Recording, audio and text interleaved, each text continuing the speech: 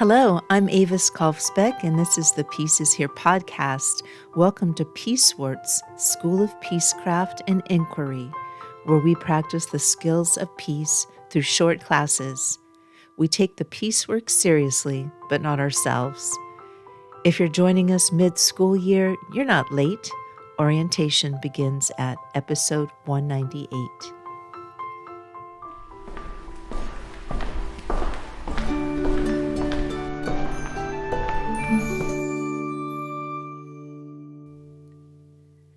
Welcome back to Peacewarts, Peace Scholars. We are in Resonant Charms 101 in the Echo Chamber. In our last lesson, we examined how the weight of our metaphors can accidentally anchor us to war. Today, we focus on protection. We are studying the false consensus detector, how to spot manufactured agreement, and how to protect the authentic lone voice that saves a group from itself. The 20th century social psychologist Solomon Asch once observed that intelligent, well-meaning young people are willing to call white black is a matter of concern. He said this after his famous conformity experiments, where a lone student routinely abandoned the evidence of their own eyes just to agree with a roomful of actors giving a flat-out wrong answer. Asch wasn't criticizing the youth, he was warning us about a culture that trains bright individuals to prioritize fitting in over speaking the objective truth. The entry, the counter-signal charm. In the Department of Resonant Charms, peace is not the same thing as total agreement. In fact, total agreement is often a warning sign of a compromised signal. Astroturfing is a technique where an artificial message is made to look like a grassroots movement, fake greenery covering a corporate engine. A peace scholar uses the false consensus detector to ensure the will of the people isn't actually just mob rule in a clever mask. To ensure the posterity of the human race, we must protect the diversity of the human signal. The history, AA's minority opinion, and the funding trail. To see how we protect the future, we look to the structural wisdom of Alcoholics Anonymous, AA. In the early 1950s, AA codified a formal right of appeal known as the minority opinion. In an AA business meeting, if a vote is not unanimous, the chair must call for the minority to speak. This is based on a profound observation of human nature. A loud, boisterous majority can often sweep a room with enthusiasm, but when the softer, dissenting voice is given the actual time to be heard, people often change their view, if not in the moment, then later upon reflection. By giving the soft signal a structural guarantee, AA prevents the majority from making premature or tyrannical decisions that could damage the group's posterity. We contrast this with the Global Climate Coalition, GCC, of the 1990s. On the surface, it looked like a massive group of concerned citizens. However, it was later revealed to be an artificial consensus funded by major oil interests. While AA used the minority voice to find the truth, the GCC used a manufactured majority to hide it. This is why we must also look for sock puppets, fake online personas used in programs like Operation Earnest Voice to create the illusion of a crowd.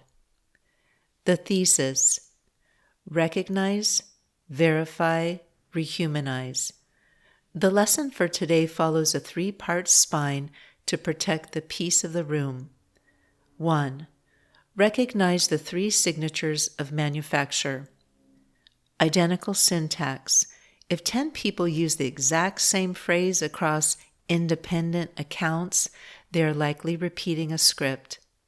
The sudden surge. Bot weather spikes overnight. Real human climate evolves slowly. The missing middle. In a manufactured group, you find only loud leaders and quiet followers. You rarely find the people in the middle asking nuanced questions. 2. Verify the source, the funding trail. Before believing the crowd, check the About or Imprint section. Trace the campaign from the hashtag back to the trade group or PR firm. If Progressive Energy Partners, a fictional name, is actually a corporate lobby, the consensus is a spell, not a reality. Remember the rule: no face, no weight. 3. Rehumanize the room, the AA model. Practice the minority opinion protocol.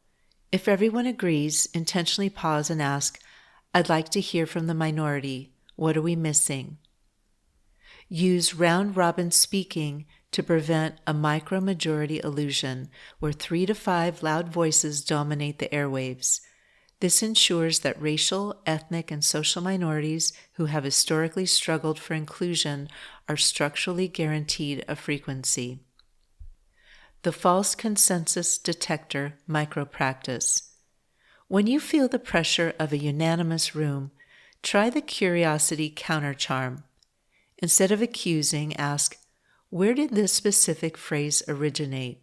Or, "Who is organizing this page?" If the response is a scripted slogan rather than an answer, you have detected a false consensus. The Commons Forge. How does this concept of a false consensus detector support a world of sharing? It highlights that authentic community agreement is a shared governance asset that must be protected from artificial degradation. When corporate or institutional interests manufacture fake grassroots movements, they construct psychological fences that distort public priority and crowd out organic civic collaboration.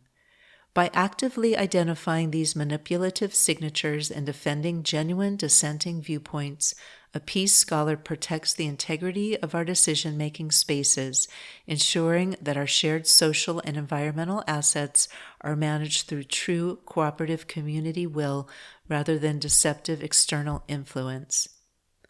Homework. 1. Look up the AA 12 concepts for world service, specifically the right of appeal, or the history of Operation Earnest Voice, and identify one way artificial personas are used to shift public opinion. 2. Write down one question about any of this episode's topics. If you don't have a question, just write "no question." 3. Optional. Journal about a time you were the minority opinion. Did the group give you the right of appeal, or did you feel the pressure of the micro-majority? If you'd like to read more on this subject, some book suggestions are Think Like a Commoner, A Short Introduction to the Life of the Commons by David Bollier, which outlines how true community consensus operates and provides an excellent lens for spotting artificial, corporate, or manufactured enclosures of agreement. And Toxic Sludge Is Good for You, Lies, Damn Lies, and the Public Relations Industry by John Stauber and Sheldon Rampton, a foundational sharp look at how public relations firms systematically manufacture fake grassroots movements. These are also in the show notes with the homework. The clear signal. A clear signal is a brave signal. Do not be afraid of the silence that follows a hard question. True consensus is built on the floor of the room, not handed down from the ceiling. By protecting the minority voice today, we safeguard the wisdom of tomorrow. Until our next lesson, keep your heart in the harmonic. Class dismissed. Thank you for listening. If you're looking for your next read, I write books about strong friends, wild places, and a future worth the effort. The Pater the Water Dog Saves the Planet series follows two best friends, Tilly and Camus, strong, funny, and in love with the wild world, who decide their small choices add up to something. Hopeful eco-fiction for grown-ups, climate fiction without the doom. You can jump in anywhere or start with book 1. In one more year, Tilly can swim like a dolphin and run like the wind. She just never learned to cycle, which is a problem because she's decided to attempt her first Ironman. Her reason isn't glory, it's a quiet, stubborn idea. If one ordinary person can finish something this hard, maybe a whole town can be talked into buying less, wasting less, and keeping their stuff longer. One more year. To pull it off, Tilly leans on her best friend and coach Camus, tattooed, tequila-loving, and exactly the voice you'd want yelling at you from the shore, plus a gruff retired cycling pro hiding out on a private island, a pack of maverick mountain bikers, a salty old pirate named Ike, and Pedro, her devoted water dog. Together they train, scheme, fall a little in love, and slowly realize their northwest lake town of Sandglass is facing a threat bigger than any race. My books are available wherever books are sold, including at avascolfspec.com. Podcast music is by Javier Peque Rodriguez, and the track is I Am Late, Madame Curie. Sound effects are from Pixabay. Regarding peace, we need not delay or despair. We are not late. We are right on time to love. We are all scholars of peace. Listen for the peace.